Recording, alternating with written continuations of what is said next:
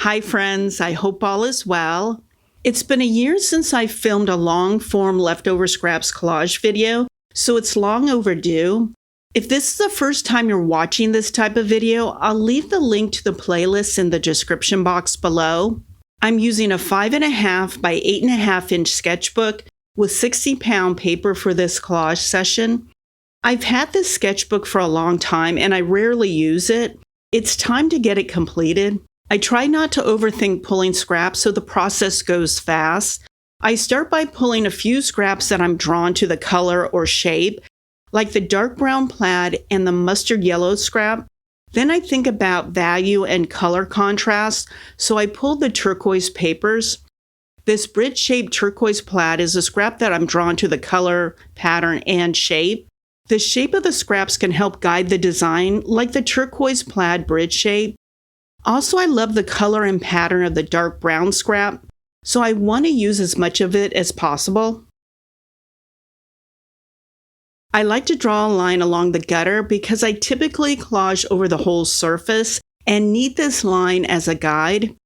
It's not a necessary step, but one that I like to do. Also, I like to put paper, or in this case, wax paper, behind the page I'm working on because I'm using a liquid adhesive. For this collage, I'm using matte Mod Podge. Off camera, I poured some into a plastic cup. I prefer to do this step instead of taking the adhesive directly from the bottle. It avoids contamination and drying it out. I'm starting by cutting and placing the three main elements that I like: the dark blue plaid, the mustard yellow pattern, and the turquoise bridge shape. Since these three papers are mid to dark value, next I want to choose a paper that has some light value in it. So that's why I chose this yellow and orange paper. I don't need the values to be balanced, but I do want all three values represented.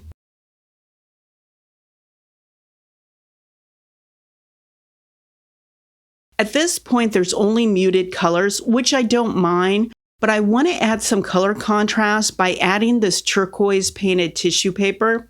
Compared to the turquoise bridge shape, you can see that it's a brighter turquoise. It's also being used to break up this area where the mustard yellow and the yellow-orange papers are next to each other. I don't want this area to look like one large orange paper.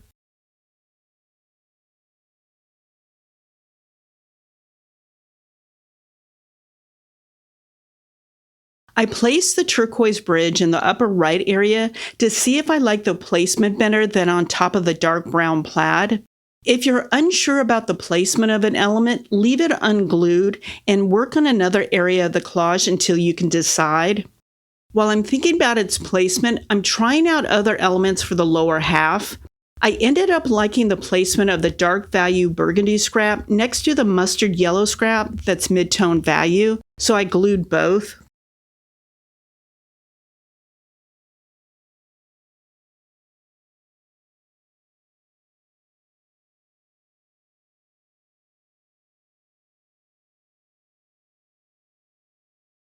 To add a light value to the lower section, this light blue scrap fits in perfectly, slightly behind the dark brown plaid.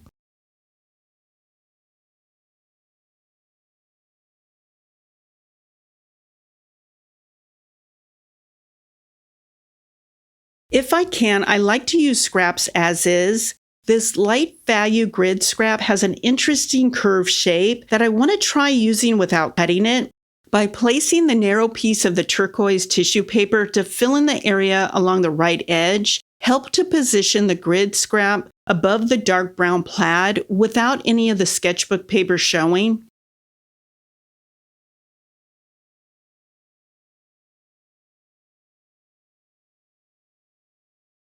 There's a lot of patterns in this collage, so by adding a small yellow element along with the existing solid turquoise elements, help to keep the design from looking too busy.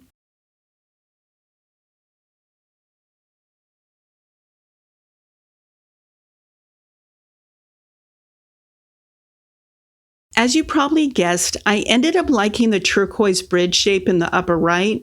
I like how it framed the curved grid shape. When you work in a sketchbook, take the opportunity to analyze the different parts of the finished collage to make notes for future projects.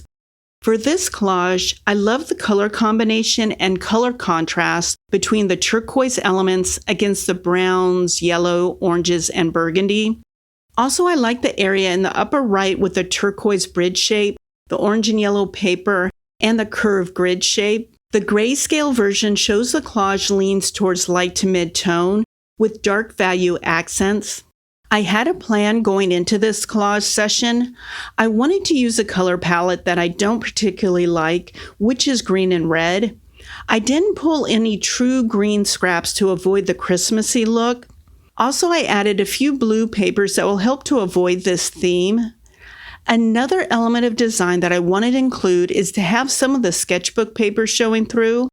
It's not that I don't like it showing, but I'd rather have some color on it. That's why I pulled these red painted striped tissue papers. There'll be a few sections that only have this paper on top of the sketchbook paper. I like the organic shape of this red bubble wrap printed paper. Using this paper will add shape contrast to the design. As you can see, I'm working on the basic layout of the elements before gluing each one into place. I do this when I'm unsure of how the elements will look together, and if there's a layering of elements. I want to see if an element should be under or on top of another element. In this collage, the red striped paper is transparent, so I want to see how the elements look underneath it. Also, I'm checking to see if the red stripes are visible on top of elements. This is important if it's on top of the dark blue element. Once I decide on the placement of an element, I glue it into place. I decided on this light blue paper because it's a light value and it has a torn edge. It would look awkward to me if I only use one organic shape element, which would be the red bubble wrap paper. I love the expressive pattern on this green scrap. Also, I like the multi-layers of colors. There's light teal, mid-tone green, and dark green. I need to make a note to recreate this paper. By the way, I'm using matte Mod Podge and fluid matte medium for the adhesives. I prefer to use matte adhesives when working in a sketchbook to lessen the likelihood of the pages sticking together when it's closed. Also, I decided to use both because matte Mod Podge has a stronger hold for thicker papers, and I like how the thinner fluid matte medium keeps the transparency of the painted tissue papers. As I start to finalize the placement of the elements, they're being glued down. I'll add music as you watch me finish this collage, and I'll come back to discuss it and the grayscale version.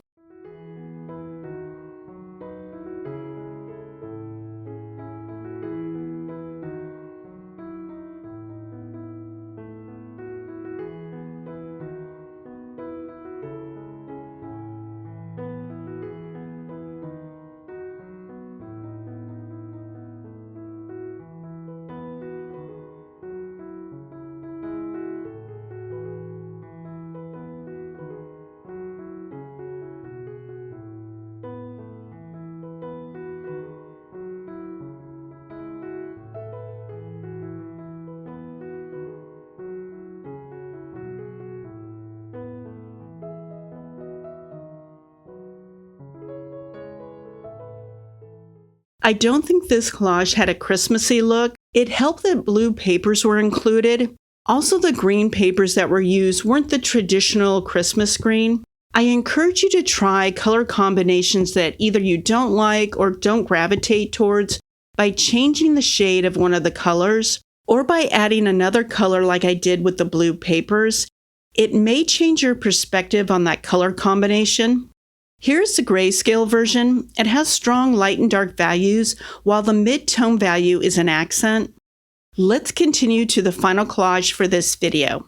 I'm using a limited color palette with shades of gray along with black, orange, and red. There'll be two areas of contrast, with the ground layer only having gray and black for the value contrast.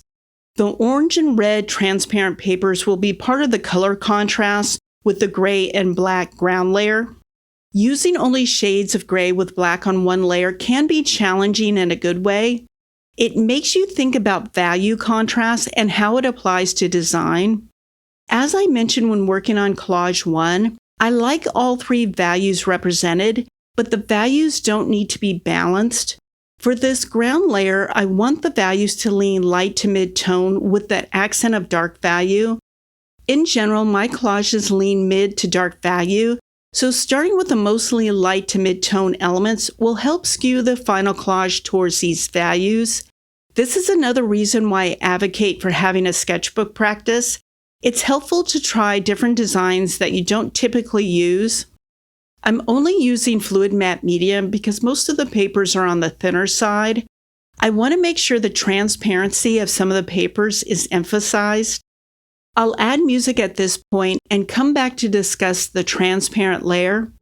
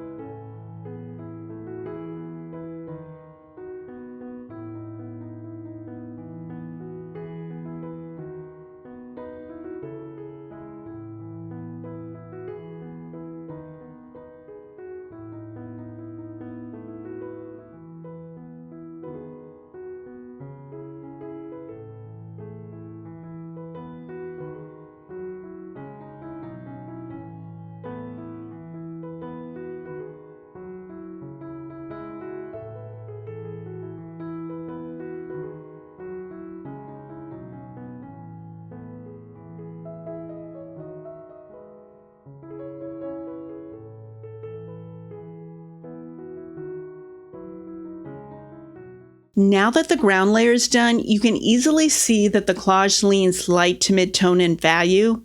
I chose the orange transparent papers first because I like the shape of each one.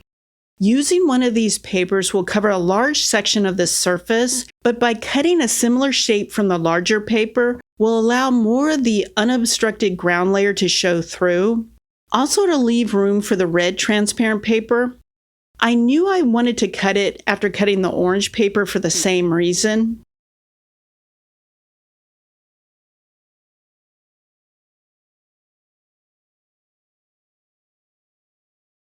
As I apply the fluid matte medium, you can see that by using a thinner adhesive, both transparent papers melt into the ground layer. I like the collage at this point, but I wanted to try adding part of the remaining red transparent paper in the upper right corner to see what it would look like. I decided on the section that is almost completely covered in paint. This will shift the values in this area from light to mid-tone to dark. It changed the overall look of the collage by adding the red element in the upper right. I grabbed a screenshot before the red element was glued so we can compare. Do you have a preference with or without the red element in the upper right? Again, this is why having a sketchbook practice is important. It allows you to try out different designs. Taking screenshots while collaging is also helpful. Here's the grayscale version. Even with the addition of the red element in the upper right corner, the collage leans light to mid-tone in value. That's it for this video. Let me know if you have any questions. Thanks for watching. Take care.